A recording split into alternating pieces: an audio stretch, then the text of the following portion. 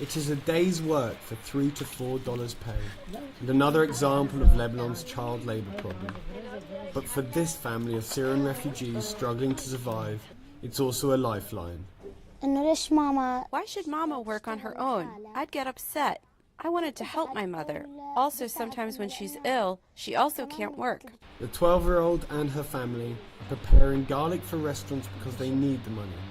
Before that, they endured back-breaking work picking potatoes. Their mother recalls their life in Syria before the war, when as farmers, she and her husband could afford to send their children to school. You know, every child has their own dreams and ambitions. I didn't imagine they would come out of school and be subjected to such work and fatigue. Thousands of Lebanese and Syrian children are working in the agricultural sector and on the streets, and many fear the problem is getting worse. Syrian refugees have been hit by reduced humanitarian support, costly residency fees, and government restrictions on their access to the job market. In response, UN organisations have launched new guidelines to help spread awareness about the danger to children. Child labour affects all those facets in growth and development of children and has very serious detrimental effects on their quality of life, health and well-being, both in the short term and in the long term. Thanks to a local NGO, Beyond Association, there is good news for Yasmin and her 3 sisters.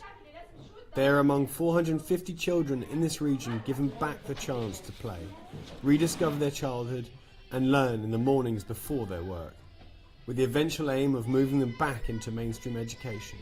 We're trying to work with those children step by step to let them going out from work, and when they come here, their dream is to have education. Now their dream to be a lawyer, to be a doctor. So you see, we can see from here our impact.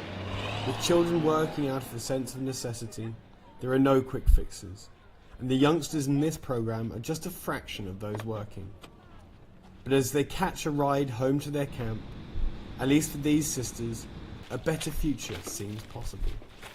John Owens for VOA News, Bekaa Valley, Lebanon.